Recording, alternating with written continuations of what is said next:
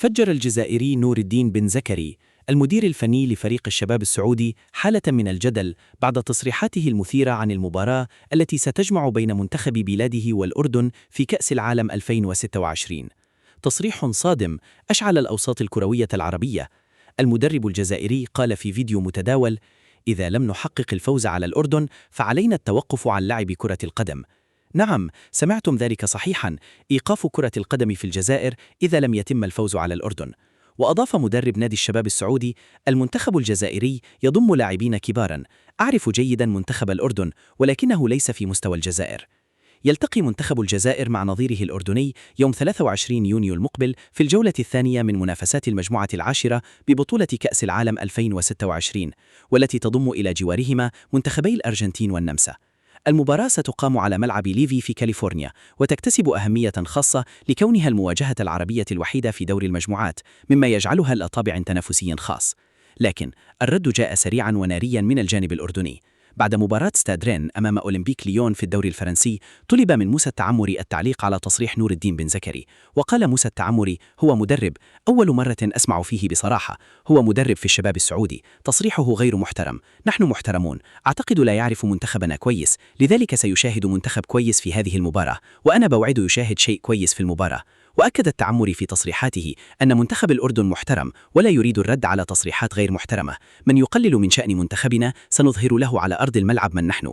كما أشاد موسى التعمري بالمنتخب الجزائري قبل المواجهة المرتقبة بينهما، وقال إن المواجهة بين المنتخبين الأردني والجزائري ستكون قوية، متمنيا تأهل المنتخبين معا إلى الدور الثاني. وتمنى نجم نادي رين الفرنسي أن يتمكن المنتخبين من التأهل معا واجتياز المجموعة التي تضم أيضا منتخبي الأرجنتين حامل اللقب والمنتخب النمساوي. واختتم نجم رين كلامه قائلا: اللعب في كأس العالم 2026 ولأول مرة بتاريخ كرة القدم الأردنية يتطلب تسلح جميع اللاعبين بالروح القتالية، وكذلك يجب أن نؤمن بقدراتنا وأن نتطلع لتحقيق الفوز على أي منتخب نواجهه. وعاد التعمري ليكتب عبر خاصية ستوري في منصة إنستغرام: عندما صرحت كنت أقصد شخصا ما فقط، لم أقصد الإساءة لنادي الشباب وجماهيره، أنا بعتذر جدا، أخطأت في التعبير فقط. تعود الأزمة إلى حديث زكري عن مواجهة الجزائر والأردن المرتقبة في كأس العالم 2026، حيث يقع المنتخبان ضمن المجموعة العاشرة رفقة الأرجنتين حامل اللقب والنمسا. وفي تصريحاته قلل زكري من حظوظ منتخب الأردن أمام الجزائر، معتبرا أن هناك فوارق فنية شاسعة وأن فوز محارب الصحراء أمر حتمي. والآن دعونا نتحدث عن حقيقة المنتخب الأردني الذي يقلل منه بن زكري. قال جمال السلامي مدرب منتخب الأردن إن تأهل فريقه إلى نهائيات كأس العالم لكرة القدم 2026 لأول مرة في التاريخ جاء عن جدارة واستحقاق وبصورة مشرفة، وحسم الأردن تأهله المباشر إلى النهائيات للمرة الأولى في تاريخه بعد فوزه 3-0 على عمان في مسقط. المدرب المغربي جمال السلامي دعا لاعبيه إلى الاقتداء بمسيرة منتخب المغرب التي أوصلته إلى نصف نهائي كأس العالم لكرة القدم قبل 4 سنوات في قطر 2022. وأعرب جمال السلامي عن ارتياحه لنتيجة قرعة كأس العالم 2026 بعدما جنبت النشامة مواجهة المنتخب المغربي الذي اعتبره أحد أقوى المنتخبات في القارة والعالم. وأضاف: الجزائر منتخب قوي من المنطقة، والنمسا فريق أوروبي جيد، وهذه التجارب ستفيد لاعبين بشكل كبير.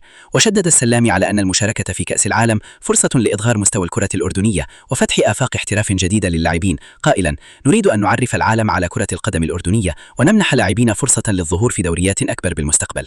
تحت قيادة السلامي خاض المنتخب سلسلة من المباريات الرسمية محققا نتائج إيجابية، أبرزها التأهل لنهائيات كأس العالم 2026 والوصول إلى نهائي كأس العرب فيفا قطر 2025 بعد سلسلة انتصارات بارزة في الأدوار الإقصائية. لكن المنتخب الأردني يواجه ضربة قوية قبل المونديال.